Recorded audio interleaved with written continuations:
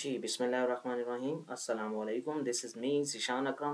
Welcome to all of you 100 day one stack course. और आज हमारा डे 1 है। डे 1 के स्टार्ट में सबसे पहले हम लोग अपने इंट्रोडक्शन को देखते हैं कि हम लोग इस कोर्स के अंदर एग्जैक्टली करने क्या वाले हैं, ठीक है। और मन स्टैक की वैल्यूज़ क्या मार्केट के अंदर, इन सभी चीज़ों को जो है ना हम लोग डिस्कस करेंगे। मन स्टैक बेसिकली हमारे पास वेब डेवलपमेंट के लिए एक स्टैक है जिसको हम फॉलो करते हुए अपनी वेबसाइट्स को क्या करते हैं, डेवलप करते हैं। अच्छा, इसमें कोर्स में हम लोग बेसिकली ज़ीरो टू हीरो की तरफ जाने वाले हैं, यानी वो लोग जो बिल्कुल लो लेवल के ऊपर हैं, जिन्हें बिल्कुल नहीं आइडिया है कि वेबसाइट डेवलप कैसे की जाती है, उनके इसके में क्या क्या चीज़ें फॉलो की जाती हैं, वो सभी चीज़ें जो है ना हम लोग देखेंगे।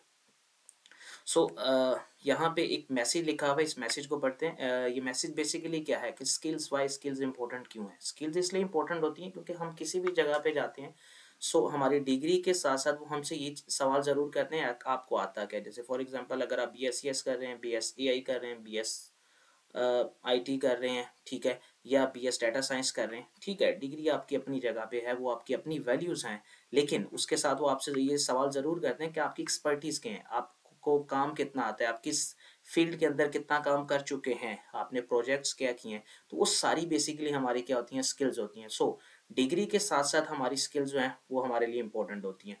सो स्किल्स वेरी इंपॉर्टेंट। जैसे आप डिग्री को एक कंप्लीट करते हैं, अपने 8 सेमेस्टर कंप्लीट करते हैं, सेम एज इट इज़ हम लोगों को साथ ही साथ स्किल्स को भी क्या करना होता है, कंप्लीट करना होता है।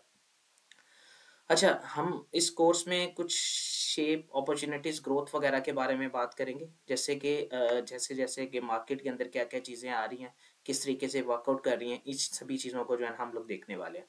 अच्छा, इस पूरे मन स्टैक के कोर्स में हमारे पास है क्या, मन बेसिकली क्या है। वैसे तो आप सभी लोग जिन लोगों ने इस कोर्स को ज्वाइन किया है, वो सारे बेहतरीन तरीके से जानते हैं कि मन बेसिकली क्या है। मन बेसिकली M फॉर मोंगो, ठीक है, E for express, R for react, N for the node. ये एग्जैक्टली होती क्या है, हम डिटेल में भी डिस्कस नहीं कर रहे। डिटेल में जैसे जैसे चीज़ें आती जाएंगी हम लोग इनको डिस्कस करते जाएंगे, लेकिन फिलहाल के लिए मैं इतना सा बता देता हूँ।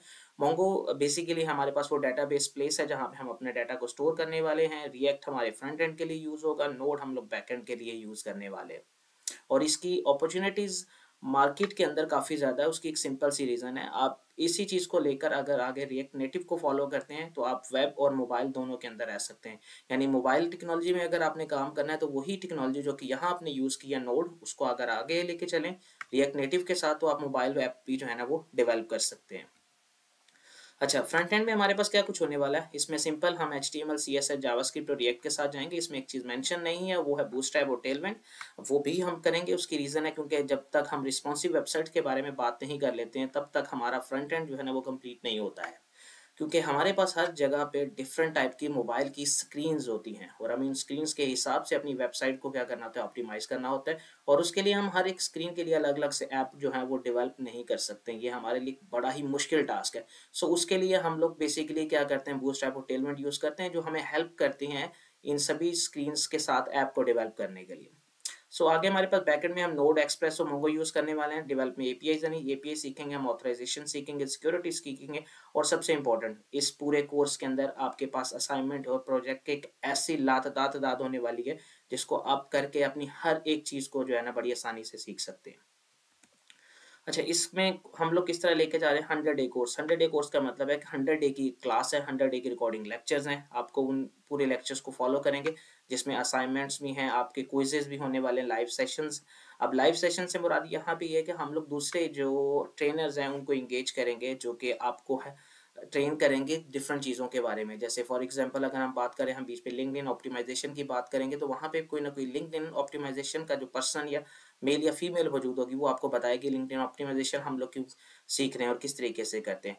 ये सभी चीज़ें सीखने के लिए हम लोग ये सभी स्पोर्ट और पीयर टू पीयर लर्निंग का प्लेटफॉर्म बनाएंगे। आपको याद होगा हम लोगों ने एक चैनल भी ज्वाइन किया हुआ है, साथ एक ग्रुप भी ज्वाइन किया है। जिन लोगों ने नहीं ज्वाइन किया है वो नीचे लिंक मिल जाएगा डिस्क्रिप्शन में, वो से ज्वाइन कर लीजिएगा ताकि आपको डे बाय डे जितनी भी असाइनमेंट्स हैं, लर्निंग्स हैं, वो आपको हो सके। नेक्स्ट, कौन लोग इस कोर्स को कर सकते हैं, सिंपल है, स्टूडेंट्स और फ्रेश ग्रेजुएट जितने भी हैं वो सारे कर सकते हैं, या जो अपना कैरियर चेंज करना चाह रहे हैं। जैसे फॉर एग्जांपल कोई मार्केटिंग में बैठा हुआ है, कोई एसईओ कर रहा है, कुछ भी कर रहा है, तो वो चेंज करना चाह रहे हैं वो इसे कर सकता है। और जो कंप्यूटर के बारे में थोड़ा सा जानता है वो भी अपने इस कोर्स को ज्वाइन कर सकते हैं। और इसके अलावा जो लोग अपनी स्किल्स को इन्हांस करना चाह रहे हैं, इम्प्रूव करना चाह रहे हैं, वो लोग भी इस कोर्स को क्या कर सकते हैं, ज्वाइन कर सकते हैं। ये वही चीज़ है जो स्टैक हमने पहले कवर की कि हम लोग क्या क्या स्टैक फॉलो करने वाले। इसमें गेट और गेटहब का जिक्र आ गया, यानी हम गेट और गेटहब को भी जो है ना वो साथ साथ कवर करेंगे। अच्छा, ये एक बड़ी मज़े की चीज़ है इस पूरे कोर्स में होने वाली, और वो ये है कि आप लोगों का एक सॉफ्टवेयर हाउस का विजिट होगा। The first time in the history कभी भी किसी भी बंदे ने जिसने यूट्यूब के ऊपर कोर्स अपलोड किया है या ऑनलाइन फ्री कोर्स करवाया है, उसने कभी भी अपने जो स्टूडेंट्स होते हैं उनको एक रियल लाइफ इन्वायरमेंट देने की उसने कभी भी जो है ना सॉफ्टवेयर हाउसेस के विजिट नहीं करवाए।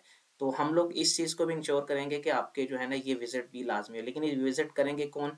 कौन खुश नसीब लोग होंगे? वो लोग, वही लोग होंगे जो अपनी सारी असाइनमेंट, प्रोजेक्ट्स, चीज़ें जो हैं वो टाइम पे कंप्लीट कर रहे होंगे, ठीक है? और उन्हीं में से ही लोग जो है वो सॉफ्टवेयर्स का विजिट करेंगे। अब ये ऐसा पॉसिबल नहीं हो सकता है कि मैं सभी लोगों के साथ जो है ना सॉफ्टवेयर्स के विजिट पे चला जाऊँ। वो मैक्सिमम 10 या 12 लोग हो सकते हैं जो कि इस पूरी चीज़ के साथ जो है ना चलेंगे। अच्छा, ये विजिट सिंगल भी हो सकता है, डबल भी हो सकता है। विजिट का फ़ायदा क्या होगा? डेफ़िनेटली जब आप इंडस्ट्री के लोगों के साथ बैठेंगे तो वो आपको गाइड करेंगे कि एग्ज़ैक्टली हमारे लिए क्या-क्या चीज़ें ज़रूरी होती हैं और किस-किस तरीके से जो है ना हम लोग इसे को क्या कर रहे होते हैं, यूज़ कर रहे होते हैं। सो ये तो था हमारा बेसिक इंट्रोडक्शन जो कि कोर्स के अंदर हम करने वाले हैं। अब हम स्टार्ट करते हैं जो अपना डे 1 का लेक्चर है, और डे 1 के लेक्चर में हम लोगों ने अपनी एचटीएमएल को जो है ना वो स्टार्ट करना है। तो आइए स्टार्ट करते हैं। Welcome to HTML day 1 lecture. Day 1 lecture में बेसिकली हमारे पास है क्या? ये आपको 3 मेजर चीज़ें नज़र आ रही हैं। यहाँ पे HTML लिखी हुई है, CSS लिखी हुई है और जावास्क्रिप्ट लिखी हुई है। HTML के नीचे जो है वो एक चीज़ बड़ी मेंशन की गई है, वो है स्ट्रक्चर एंड लेआउट। यानी अगर आपने किसी भी वेबसाइट का स्ट्रक्चर बनाना है, लेआउट बनाना है, तो आपको HTML को ज़रूर यूज़ करना पड़ेगा। अगर उसी लेआउट को थोड़ी-सी जान देनी है और उस लेआउट को ज़रा डिज़ाइन करना है, तो फिर बच्चे आपको CSS लाज़मी यूज़ करना पड़ेगा। और इसके अलावा अगर आप उसमें कुछ लॉजिक फंक्शनैलिटीज़ यूज़ करना चाहते हैं, तो देन आपको जेएस का सहारा जो है ना वो लाज़मी लेना पड़ेगा। तो ये तीनों चीज़ें जो हैं वो बड़ी इंपॉर्टेंट है। आप किसी भी चीज़ को छोड़कर जो है ना आगे की तरफ मूव नहीं कर सकते। अब सवाल ये पैदा होता है कि जहाँ पे इतने एआई टूल्स अवेलेबल हैं, वहाँ पे हमें एचटीएमएल, सीएसएस और जावास्क्रिप्ट की ज़रूरत क्यों पड़ती है? यही काम तो हम सारा चैट जीपीटी, डीपसीक है और डिफरेंट एआई टूल्स हैं, उनकी मदद से हम लोग परफॉर्म कर सकते हैं। तो उसके लिए एक चीज़ याद रखिएगा हमेशा से, जो बेसिक कॉन्सेप्ट्स होते हैं, बेसिक फंडामेंटल्स होते हैं, वो हमारे लिए बहुत ज़्यादा ज़रूरी होते हैं। उसकी रीज़न ये होती है कि जब भी हम कहीं से कोड पकड़ के यूज़ करते हैं और अगर क्लाइंट हमें कहता है कि मुझे इस चीज़ में यहाँ पे ये चेंजिंग्स रिक्वायर्ड हैं, तो वो चेंजिंग्स बेसिकली उसी सूरत में पॉसिबल हो पाती हैं जब आपको उस कोड की समझ होती है। अगर आपको उस कोड की समझ नहीं है, आपने किसी एआई टूल से लिखवाया हुआ है, तो अगेन उसको फिर रीराइट करने के लिए अगेन आप एआई टूल की तरफ जाएँगे, ठीक है? तो वो हमारे लिए जो है वो एक बड़ी मुश्किल सी चीज़ हो जाती है। तो इसलिए हम लोग जो है ना अपने फंडामेंटल्स के ऊपर जो है ना बड़ा फ़ोकस करने वाले हैं। सो आज हम एचटीएमएल को शुरू करने वाले हैं, तो एचटीएमएल में देखते हैं हमारे पास क्या चीज़ें हो रही हैं। लेवल 1 का मतलब है कि मतलब बिल्कुल लो लेवल के ऊपर हम अब सीखेंगे कि एचटीएमएल में क्या-क्या चीज़ें हैं। फिलहाल हम स्लाइड्स को रीड कर रहे हैं, उसके बाद फिर हम लोग मूव करेंगे अपनी विजुअल स्टूडियो की स्क्रीन के ऊपर और वहाँ जाके हम इन सभी चीज़ों को जो है ना इम्प्लीमेंट भी करेंगे। HTML you know better than me कि HTML क्या होती है? हाइपरटेक्स्ट मार्कअप लैंग्वेज है। ये लैंग्वेज बेसिकली वेब पेजेस वगैरह का स्ट्रक्चर खड़ा करने के लिए हम लोग यूज़ कर रहे होते हैं, और इसके कंपोनेंट को यूज़ करते हुए हम लोग क्या करते हैं, किसी भी वेबसाइट का जो है ना वो डिज़ाइन करते हैं। उसको डिज़ाइन करने के लिए हम लोगों को क्या करना पड़ता है? HTML के टैग को यूज़ करना पड़ता है। कौन से टैग हैं इसमें और क्या किस टैग की क्या वैल्यू होती है और किस टैग को किस जगह पे यूज़ किया जाता है, ये सारा कुछ भी हम सीखने वाले हैं। सो आगे देखते हैं क्या हमारे पास। तो फर्स्ट HTML फाइल यानी जो हम होम पेज बनाते हैं उसमें ज़्यादातर जो है ना डेवलपर index.html की फ़ाइल रखते हैं। बाकी हर किसी की अपनी मर्ज़ी होती है, वो जिस तरह चाहे उस फ़ाइल का नाम स्टोर करवा सकते हैं, लेकिन एक ये स्ट्रक्चर सा बना हुआ है कि index.html का मतलब क्या है कि होम पेज की जो है ना वो फ़ाइल होने वाली है।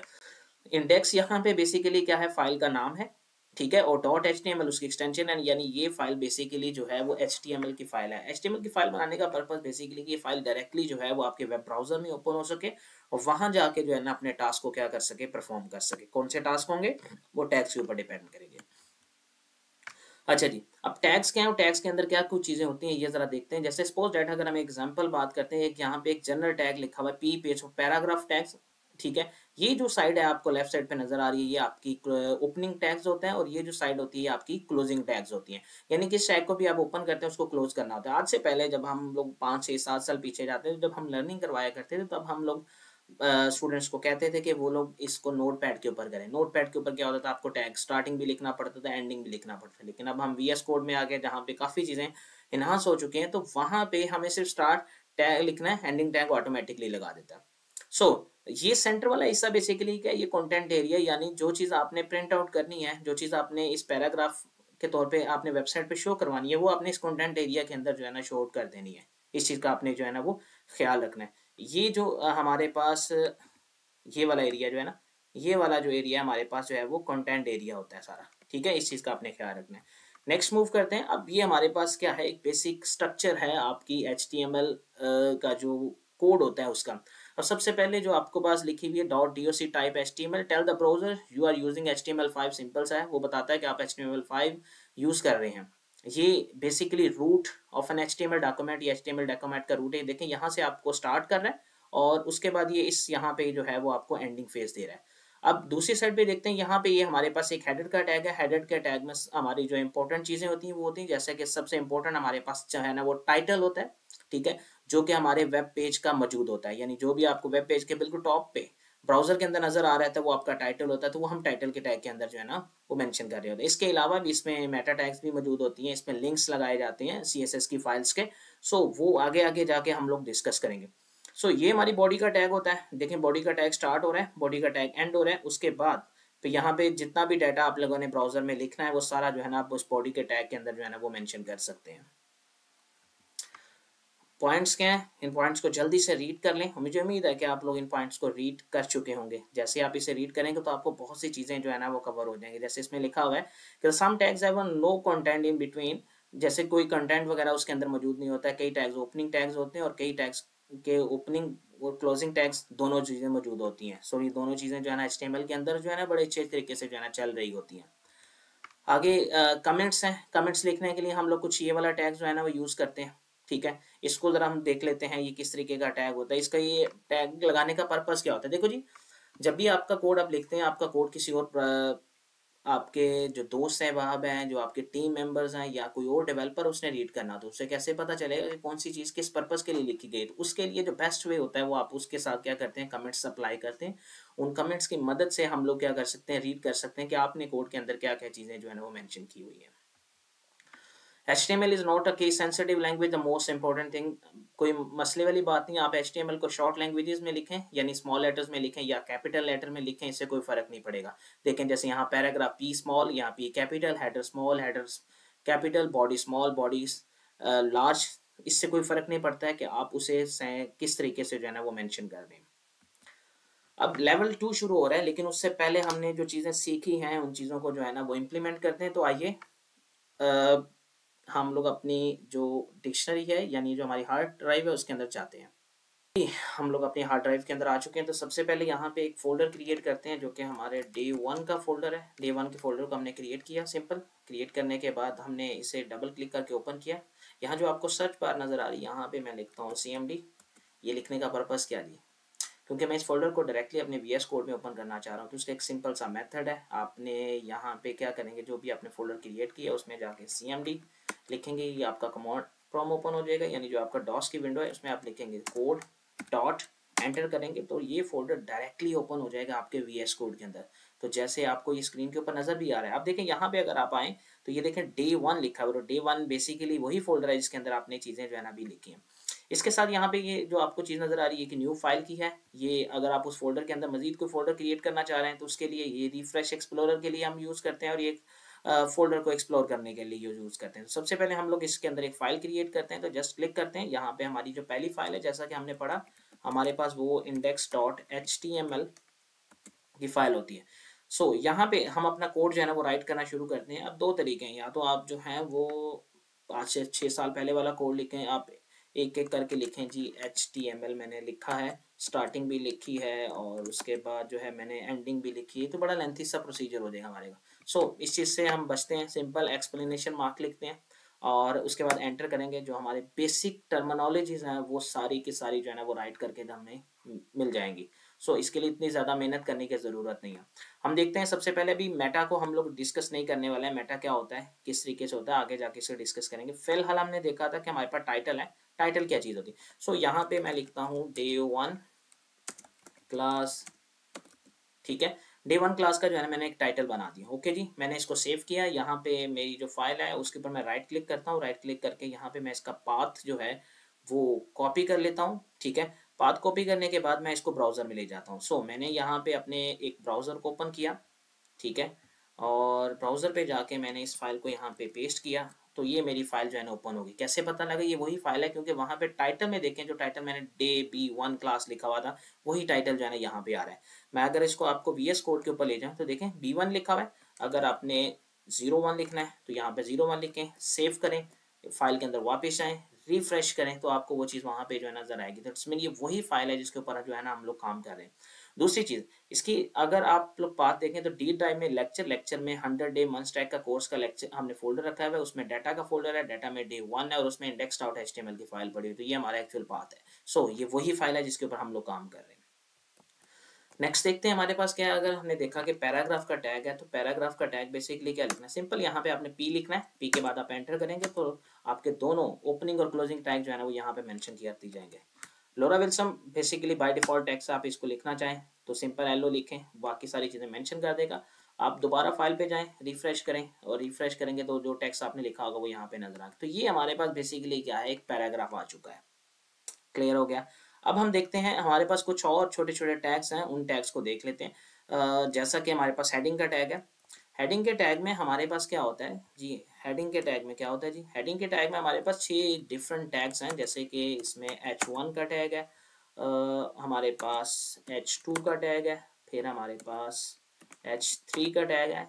अब इन सभी टैग्स में फ़र्क क्या होता है, फ़र्क बेसिकली कंटेंट साइज का होता है। जैसा कि मैंने यहाँ पे सेम कंटेंट लिखा हुआ है डे 1, यहाँ पे भी डे 1 मेंशन कर दिया है जी। इसको मैं सेव करता हूँ, मैं यहाँ पे वापस आता हूँ, तो जैसे मैं रिफ्रेश करूँगा तो आपको नज़र आ रहा होगा कि ये डे 1 बेसिकली जो है ना कुछ बड़ा लिखा हुआ है, ये छोटा लिखा हुआ है, ये कुछ उससे भी छोटा लिखा है। तो ये फ़र्क बेसिकली जो है वो आपके टेक्स्ट स्टाइल का फ़र्क है, यानी H1 H2 H3 H4 H5 H6, ये इस चीज़ का फ़र्क है। सो आज के लेक्चर में हम लोगों ने बहुत ज़्यादा चीज़ें नहीं पढ़ी हैं। सिंपल HTML को देखा कि HTML की फ़ाइल बनती कैसे है, उसे हम ब्राउज़र में कैसे ओपन करते हैं, यही हमारा आज का टास्क था। नेक्स्ट डे जो हमारा डे 2 का लेक्चर होने वाला है, उसके अंदर फिर हम लोग बेसिक जो HTML के टैग्स वगैरह उनको लेकर जो है ना वो साथ चलेंगे। सो नेक्स्ट लेक्चर तक के लिए अल्लाह हाफिज़, अपना ख्याल रखिएगा।